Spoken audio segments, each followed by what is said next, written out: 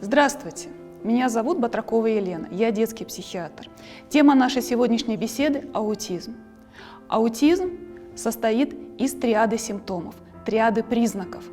Первый – это нарушение коммуникации, следующий – это нарушение социального взаимодействия. И третий признак – это стереотипия. Это три большие группы симптомов, проявлений. Нарушение коммуникации заключается в нарушении общения, но не только общения в плане владения речью, но и в плане понимания речи, использования этой речи для какой-то совместной деятельности.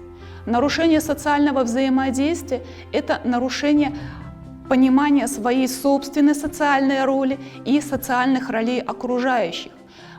У деток, страдающих аутизмом, позднее возникает формирование собственного «я», позднее возникает формирование того, что есть свои люди, чужие люди, что есть мама, есть папа, есть близкие.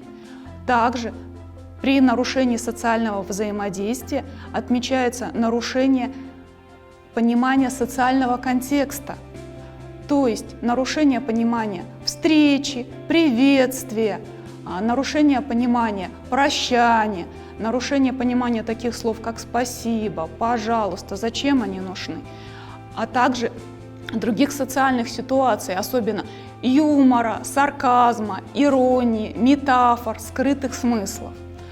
Кроме этого, отмечается также стереотипии. Стереотипии могут быть совершенно разными. Стереотипии могут быть как в виде речевых стереотипий, то есть ребенок может повторять отдельные звуки, слоги вне контекста какой-то ситуации. Могут быть сложные стереотипии в виде повторения отдельных слов за каким-то человеком непосредственно после того, как он это произнес.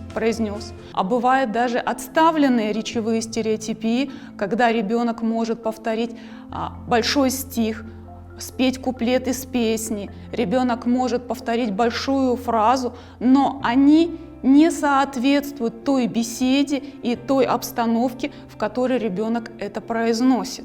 И, к сожалению, не несут в себе направленности на общение. Также стереотипии могут быть двигательные. Очень часто наблюдается у деток своеобразное разглядывание пальчиков рук, различные потряхивания и другие движения, бег по кругу, верчение вокруг себя длительное и тоже, по сути дела, бесцельное. Бывают стереотипии в игре.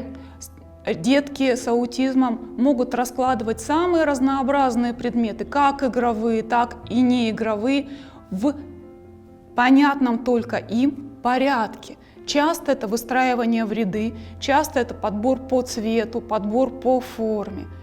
Но это тоже не та обычная игра, которую мы наблюдаем у условно здорового, то есть нормотипичного ребенка.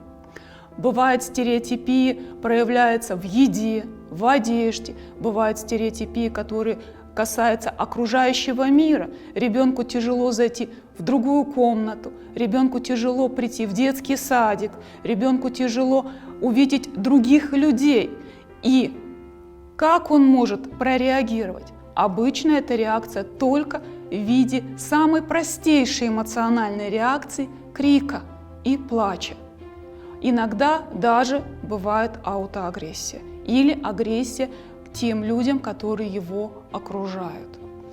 Аутизм бывает очень разнообразен, бывают разные виды аутизма. Поэтому Американская ассоциация психиатров сейчас использует термин не аутизм, а термин расстройство аутистического спектра, который все чаще входит и в наш обиход. Аутизм бывает очень разнообразен. Бывает типичный аутизм, это синдром Каннера. Бывает атипичный аутизм. Бывает аутизм с синдромом Аспергера, про который, возможно, очень многие слышали. Бывает синдром Геллера, бывает синдром Ретта. А еще многие слышали про высокофункциональный аутизм, когда аутизм сочетается с хорошим или высоким интеллектом. Но, к сожалению, надо помнить о том, что это бывает не всегда, и высокофункциональный аутизм в нашей стране – это редкость. Важным моментом является то, что, к сожалению, на данный период развития науки, на данный период развития медицины нет никакого лекарства, которое бы могло полностью вылечить аутизм. Единственный доказательный способ коррекции – это педагогика. Но и педагогика не может полностью излечить аутизм. Она помогает только облегчить симптоматику, скоррегировать какие-то черты и повысить уровень приспособляемости, то есть адаптации человека, страдающего аутизмом. Все признаки аутизма сохраняются от начала до конца жизни наших пациентов. Очень важным моментом является вовремя заметить признаки аутизма и как можно раньше начать педагогическую коррекцию. Обычно родители и близкие начинают замечать, что ребенком что-то не в порядке с возраста полугода, года, полутора и наиболее ярко к 3 годам.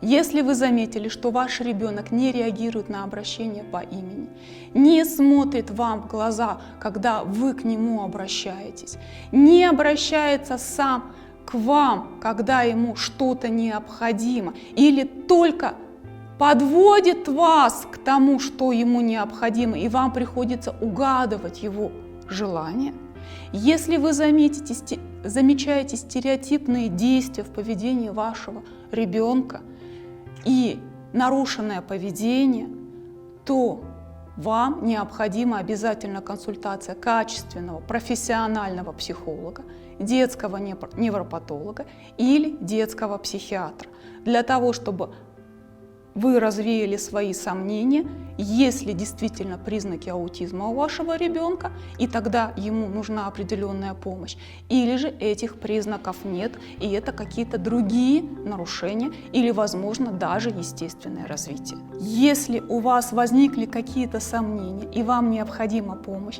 вы всегда можете обратиться на горячую линию 118 или в Республиканский центр психического здоровья.